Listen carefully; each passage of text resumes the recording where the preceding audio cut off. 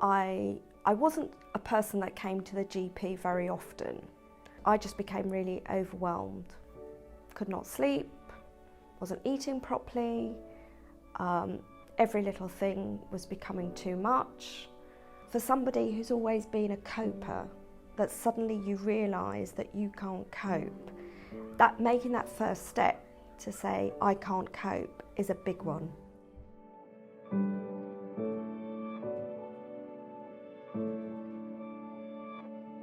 Actually, I was so alone and was very isolated, so I was staying at home all the time. I had some personal issues, felt like I couldn't cope, I'd been depressed in the past, being quite a tough time of late.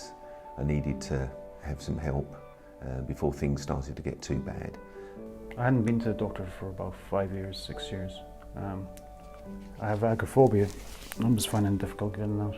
So making appointments for doctors, ringing the surgery, doing stuff was very difficult. I had problems with my sight and I've had a lot of medical problems over the last few years. It was a bit hard, to be quite honest. I never went out anywhere and I never done anything. I lost interest in the flat. Oh, what was I, about 5 stone, I think. Very, very poor. I was in a lot of distress. I was having problems with my benefits being cut and stuff. In 2016, my mother was diagnosed with Alzheimer's. In January 2017, my father passed away. It was a huge impact. Couldn't have gone any worse because I was in a state of despair. I was just existing. I wasn't taking care of myself. Quite a lot of patients, due to social determinants of health, come and see their GP for non-medical related illness or problems, just because they don't know where to go. And us as GPs, we don't know what to do with them, and so we often don't give a good service. Because it's very hard to go and see your GP and try and explain within 10 minutes what sort of problems you're having. And the most they can do to you is give you, medication and say, come back and see me in a week's time. They said to me, how did I feel about tablets to help me sleep? And I said, to be honest with you, I've never heard good things about tablets, especially antidepressants or sleeping tablets. I am mindful of my past history because I didn't particularly want to go down the tablet form again, or the medication. So when I discussed with my doctor, he referred me to the social prescriber, and from there then I get the right path. Dr. Sikram, my GP here, when I came back to him and said, look, I'm really not coping too well, and he referred me on to a really nice kind guy called Ray. He sent the email in front of me to say, look, I'm doing it now for you. And then the fine young man, Ray, got in contact with me and said, would you like to come in for a meeting to have a chat? And I explained that I'm here to talk about life, their general life, talk about their finances, life at home, friends and family. Yeah, he just spent some time listening and figuring out how he can help me. And from that they will tell me things, and I say I can then help you put in contact with agencies and individuals that can make life less stressful and less demanding, because most of the people don't know what's out there to make life so much easier. I come to know about the community center, that there is the lunch club is going and different activity programs are going over there. It wasn't like going to the doctor where you've had to talk about your ailment, so to speak. It was like you could just talk about the things that are worrying you. So I can join them, I can make the friends, I can come out from my house. Oh, Ray's very good. He's a fountain of knowledge. When I came in to see him, he gave me about that much information. I had that many forms. I was like, It was just overwhelming because you thought, there's this available, there's that available. It was actually quite interesting that he was able to say, okay, here's this piece, and if you tap, here's another piece. If you look into there, they can help you with this side. You can benefit from here.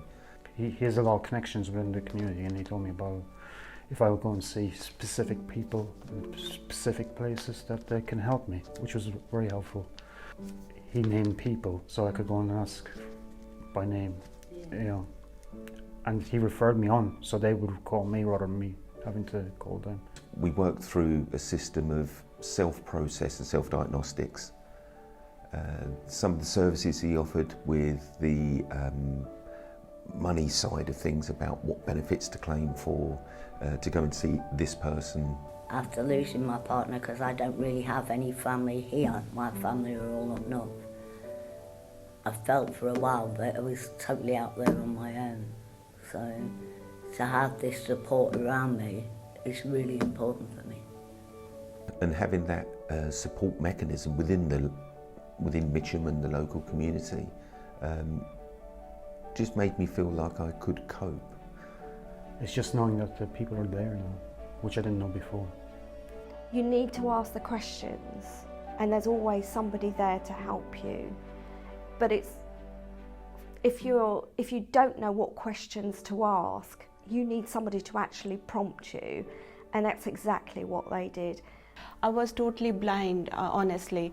I don't have any idea what's going around my community and what type of the social activities are here. I only live behind the community centre. It's only about 2 minutes walk from my house. I didn't even know there was, you know, people there that can help me with stuff. Nobody ever said anything. And I didn't even know these services existed, and even though I've lived in Merton all this time, I didn't even know there was this help out there. You referred me on, and that was a good thing, really. I was able to do a lot of things that I didn't do before, mainly because I didn't even know about them. They've managed to get me attendance allowance at the higher rate, taxi card and dial-a-ride. I mainly use that for shopping and going to see my relations. Otherwise I probably wouldn't be able to get to see them because both of them are long walks and I have trouble walking anyway. Since then I've got a cleaner now that comes in once a week. I've got a gardener that comes in and does my garden probably every 2 weeks. Well, if you have an issue and you just like to talk to someone that's normal, that's not going to prejudge you, take the first step. See your GP and ask to be referred to the service, because it really did help me. If you don't want to stay alone, you want to make the friends, or you really want to enjoy the life, so you must have to speak up, you must have to share your problem with your GP. I do some voluntary work in my local community centre, which is something I wouldn't have done, you know, 3-4 years ago. Well, I do a couple of hours in a cafe, because they have a lunch club there, and some of the people after the lunch club want to hang around and have a coffee and stuff, so we only got about 4 or 5 clients, but, you know, small steps.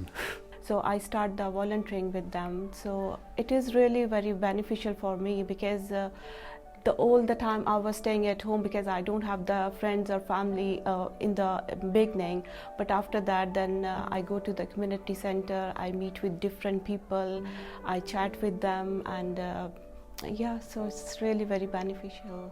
I went to Carnival. I helped on the stall raising money for the Horizon Centre. Because people didn't realise I lived in the estate for 14 years in Pollard's Hill, because they didn't see me. Yeah, it's been the community centre. I'm down there every day. I love it down there.